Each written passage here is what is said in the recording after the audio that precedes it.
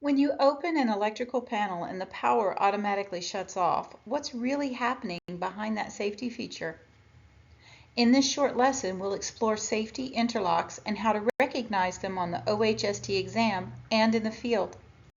A safety interlock is a mechanical or electrical device that interrupts power or energy flow when a guard, panel, or door is opened. Its purpose? To prevent workers from contacting energized or moving parts.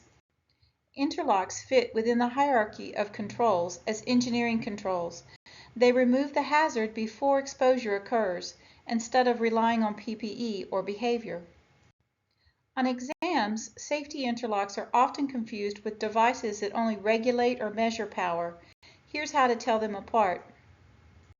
You'll find interlocks on switchgear, robotic enclosures, and high voltage cabinets.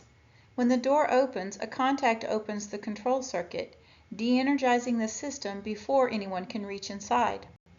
For OHST questions, look for clues like automatically cuts power or prevents exposure when opened.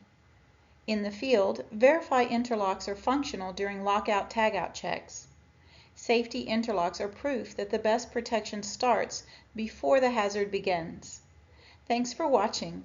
Subscribe to Field to Compliance for more OHST insights and field-tested training.